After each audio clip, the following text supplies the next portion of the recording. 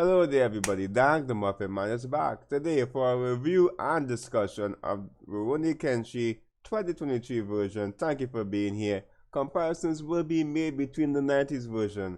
Alright, let's get right into it. Now in the 90s version last week, I think I mentioned the fact of how Sonosuke and Yaiko lost Karu, and it kind of seemed like immediately they chased after her, but according to this scene here, it seems like they gave up, went back home, and they got the message from Kenshi that he's going to Kurogasa.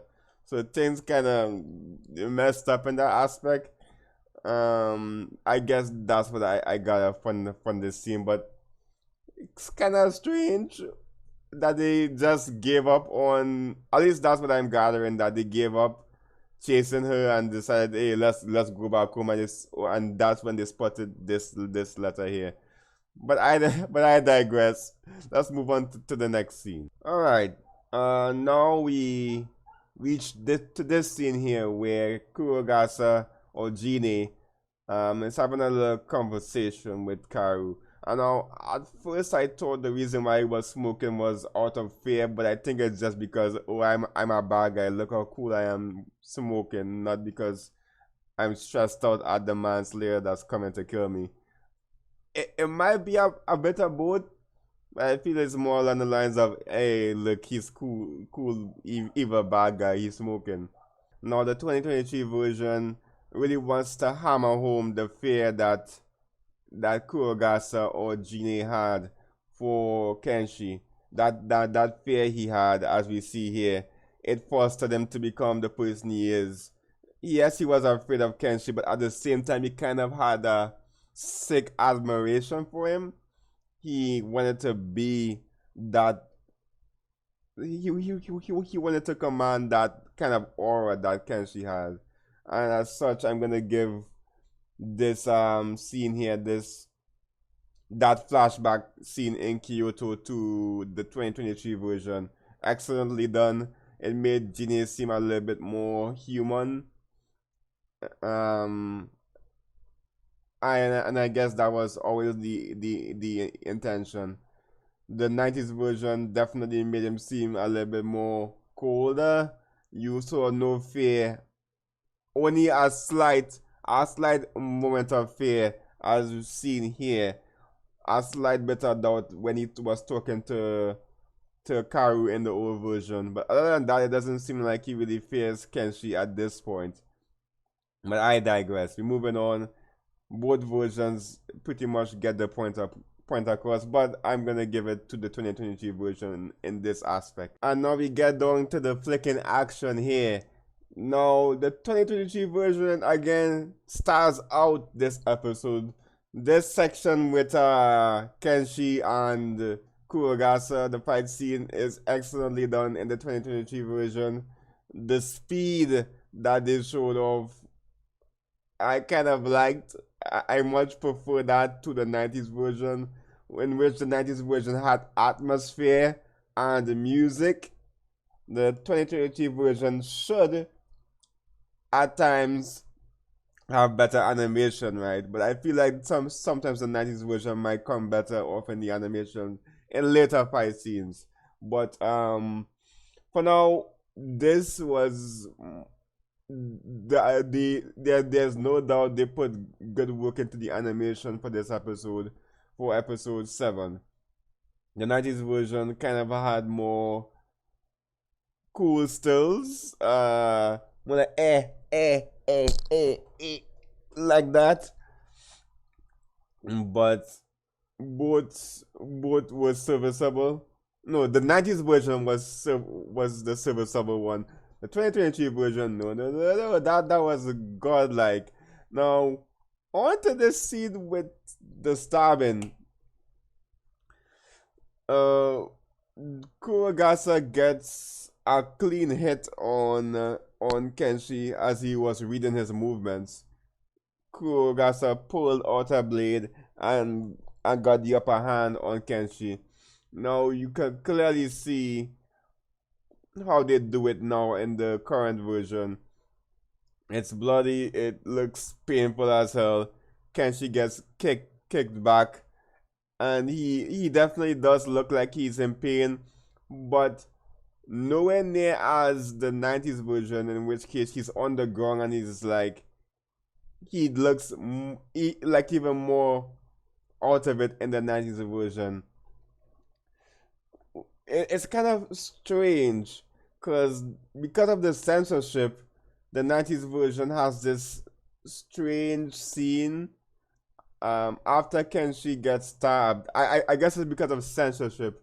The stab in the 90s version isn't as intense, and there's this weird scene where Kenshi like dodges but doesn't dodge Kurogasa afterwards, where Kurogasa is just like this, where it looks like Kurogasa is going for another stab and Kenshi dodges, but he doesn't dodge at the same time and falls. So that was an odd censorship part, but I guess they kind of had to tone down the blood, which they still showed a lot of blood for the time. I kind of remember people saying how bloody this show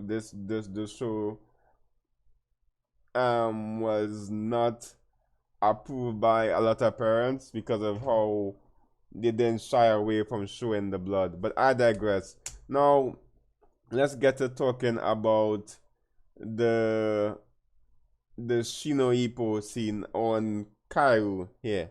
Can we talk about the sound design of the 2023 version in this scene? Kenshi, after seeing Karu get paralyzed, he seemingly vanishes and just slashes right at Kurogasa's face. And the sound design in this version gives me flicking chills, man. Like everything in the way how it's done is so much superior to the 90s version, where it's just like there there's no sense of impact with the 90s version. But damn, they just did this scene so much justice. At least in the sound department and the animation department. Again, this scene trumps the 90s version. Now, I'm not too sure why they chose to give a different time frame between Karu's lung paralysis from 5 minutes in the 90s version and 2 minutes in the 2023 version. I guess you could say it makes more sense for a fight between two samurai of this caliber not to last that long. It'll take one mistake for each one to fall. So, a 2 minute fight seems more believable than a 5 minute fight at the most, right? Maybe that's why they changed it. I'm not too sure what to think about that little discrepancy within the time frame. But again, animation on the 90s version, not bad, but can't touch this particular scene. Now, this may not be canon, but I really do appreciate the 90s version's Batosai mode for Kenshi. I quite like the little touch for that. I kind of wish they kept it. I know it's probably not how things was intended, but I really do miss his Batosai eyes, or Batosai mode, as we will call it. But the 2023 version does do a good job as well with showing how to show his murderous intent, but that iconic Batosai eyes, Batosai mode, yeah, I'm gonna have to give it to the 90s version. Now, speaking of Batosai eyes, they kind of showcase it for Jine here in the 2023 version, whereas in the old version they kind of just make him look, as he said, he's hypnotizing himself. He's making himself believe that he's the strongest, and it's reflected in his body structure. and again his eyes show that he's hypnotized. But in the 2023 version, it's more like he's unlocked his battle side mode along with the change in body shape. Now let's talk about that boulder scene. Um, Here we see him completely destroy that boulder, which I don't know if that was just them trying to flex animation. I don't know. That doesn't seem like flex animation. It seems maybe that's how he what he did in the manga. Was that how he did it in the manga? Did he destroy the boulder in that fashion, or was the 90s version more accurate, or trying to be more accurate, where he just sliced the boulder? I don't know. Both scenes of him destroying the boulder are kind of ridiculous. If you really take in the fact that Kenshi could have easily killed him or damaged him, or really he could have ended the fight right there as he displayed his strength on the boulder. So I was kind of laughing at that. And the sound effects in the 90s version was kind of cartoony when he made the initial impact on the boulder there. But I see where they're coming from, just a display of strength. But I don't know. I wasn't too fond of this scene on both cases. Both kind of hilarious. But yeah, I guess it can't be perfect all the way around, right? But I do like the touch of the battle side eyes in the new version. They both have they both have had their charms. Now speaking of charms, let's go to the flicking battle juice. The flicking stance. Let's go. No, no, no. We get to see a display of this deadly technique, battle jutsu from Kenshi. It's a technique where he unsheaths his sword at blinding speed. Think of it like if any of you played Pokemon games before, it's like Mach Punch. It just hits. It most of the times it will hit. It's but even though they said it would hit most of the times, Jine was able to manage to dodge the first hit, but he was surprised by the second hit, which I assume Kenshi developed himself. That's something he developed because of his reverse edge, which he has to improvise around. He damages Kurogasa or Jine's sword hand.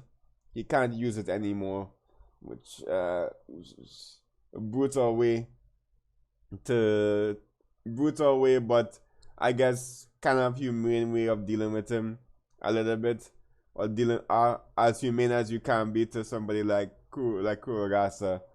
Speaking of humane or human sides, Kurogasa's eyes.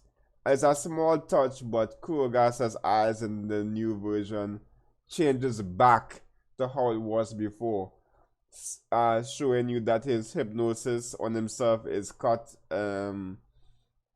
He's no longer believing that he's undefeatable or invincible, and it shows in his eyes. Reverting, but I feel like the 90s version wanted to show Kurogasa as more human, so they kept his eyes in the normal state. Both versions, I could understand why they did why they did, but the 90s version kind of makes sense that his hypnosis goes away and his eyes turns back to normal because of the amount of pain you understandably will go through with getting an injury like that. All right. But before we see Kenshi go for the final blow, uh, Kairu manages to break out of Shinoripo, stopping Kenshi from reverting back to his old ways. I quite like how it's done in both versions, but again the 90s version in that last section with Karu, I kind of like the 90s version just if it's just not for the music alone. Uh, Again, as I said, I really do feel mixed about certain things. With the ways how things are done in this episode, and this is one of them, right? But let's move on to something else that kind of bothered me. Now the issue here is before Jine passes, he mentions something very important to the world of Rurouni Kenshin, and alongside that, it gives characterization for himself and a little bit of humanization. Because the politicians in this world and the manslayers, they both have a symbiotic relationship. The politicians want their competition gone, and the manslayers,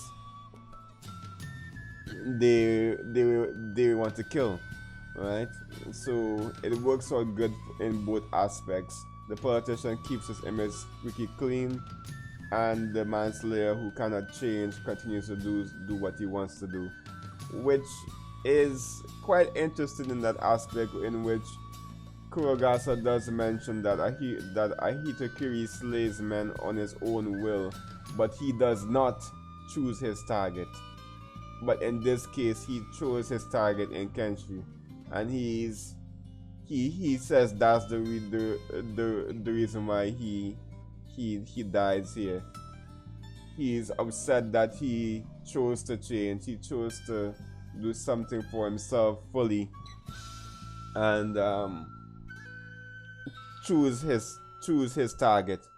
He apparently that's not the Hitokiri way.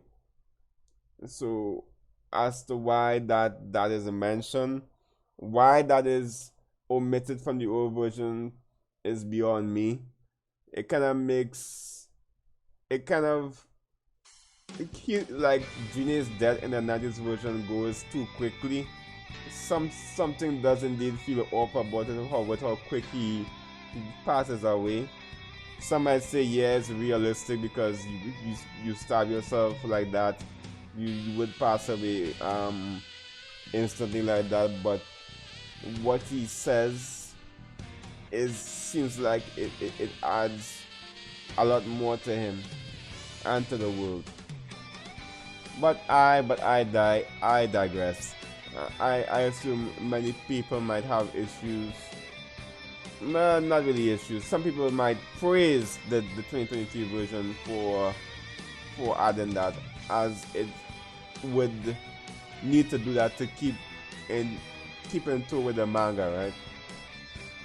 And now, on closing, you get a heartwarming scene, a kind of funny scene, with Kenshi and Karu as the episode closes. Kenshi affirms his stance on not killing, and the episode it closes. The 90s version is even more slapstick, kind of Scooby-Doo-y, when they kind of like Kenshi runs across the bridge and then they run back and they run up into the sunset. It's a little bit more